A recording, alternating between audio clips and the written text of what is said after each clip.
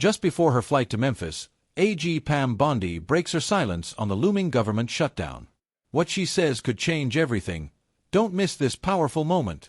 On how important it is right now to take this same model that's worked in D.C., lowering crime, lowering all the rape, murder, assaults to different cities in America.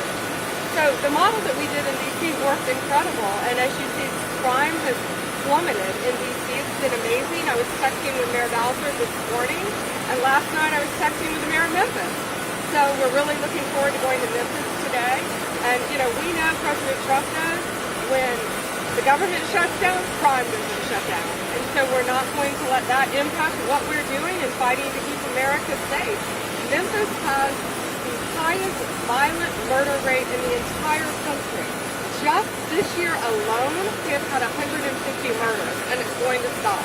We're all working together, and we're going to meet with the governor, the mayor. I talked to both of our U.S. senators last night, who are here, I think, voting to hopefully open up our country again.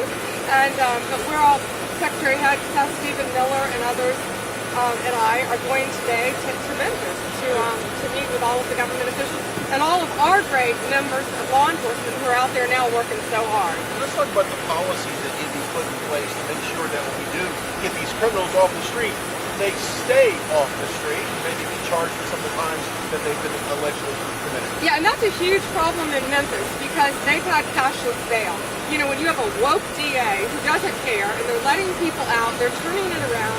Someone who committed a violent murder recently in Memphis in 2024, I think, had just been let out months before on cashless bail and then commits a murder. So these people should be locked up. They shouldn't be on the streets. And that's why our U.S. attorneys are going to take as many of these crimes federally as we can, as we legally can. And also we have DEA, ATF, FBI, U.S. Marshals, all working hand in hand with the National Guard, with Secretary Noem and DHS, and with all of our partners on the ground, local law enforcement as well, to help keep Memphis safe and make Memphis safe, because it's been horrendous out there.